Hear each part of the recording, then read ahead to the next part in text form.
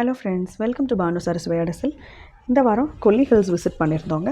அங்கே ஒரு ஆடு நம்ம செஞ்சு சாப்பிட்டோம். அதாவது எப்படின்னா, கறி தனியாக, தலைக்கறி தனியாக, குடல் கறி தனியாக, ஈரல் தனியாக, மூளை தனியாக, அந்த மாதிரி செஞ்சு சாப்பிட்டோம். அதை உங்கள் கூட ஷேர் பண்ணிக்கலான்னு இந்த வீடியோவில் வாங்க பார்க்கலாம். முன்னாடி நாளே நாங்கள் இந்த மாதிரி ப்ரிப்ரேஷன்லாம் பண்ணி வச்சுக்கிட்டோம். ஆட்டுக்கல்ல இந்த தடவை செஞ்சு சாப்பிட்ணுன்னு எங்களுக்கு ரொம்ப ஆசை. ஸோ அதனால் வீட்டிலருந்தே நம்ம அம்மா வீட்டிலருந்து நம்ம ஆட்டுக்கல்ல எல்லாத்தையும் தேவையானதை இந்த மாதிரியெல்லாம் வதக்கி ஆற வச்சு நல்லா அரைச்சி எடுத்து வச்சுக்கிட்டோம்.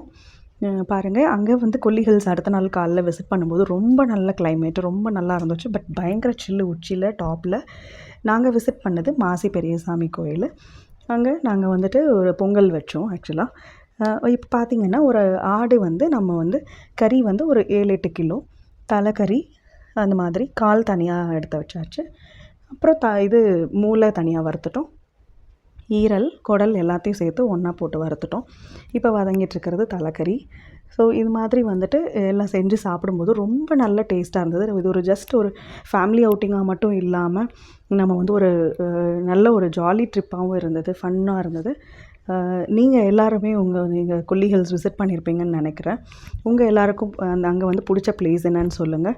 ரொம்ப அந்த மாசி பெரியசாமி கோயிலில் உச்சியில் பார்த்திங்கன்னா அவ்வளோ ஒரு குளிர், அவ்வளோ ஒரு நல்ல இதமான கிளைமேட்டாக இருந்துச்சு. நல்லா இருந்தது. ஆக்சுவலாக எனக்கு பர்டிகுலர்லி இந்த மாதிரி எல்லோரும் சேர்ந்து ஒரு கெட் டுகெதர் மாதிரி வைக்கணும் அப்படின்னு ரொம்ப நாள் ஆசை. இது இப்போ நிறைவேறிடுச்சின்னு சொல்லலாம். அதே மாதிரி எல்லோரும் சேர்ந்து சமைச்சு சாப்பிடும்போது அதுவே ஒரு தனி ருசிங்க. நீங்கள் எவ்வளோ சாப்பிட்டாலுமே உங்களுக்கு அது ஒரு நல்ல ஒரு ரிமெம்பரன்ஸாக இருக்கும். பாருங்கள், இந்த மாதிரி நாங்கள் செஞ்சு சாப்பிட்டோம். இந்த வீடியோ பிடிச்சிருந்துச்சுன்னா லைக் பண்ணுங்கள். தேங்க்யூ.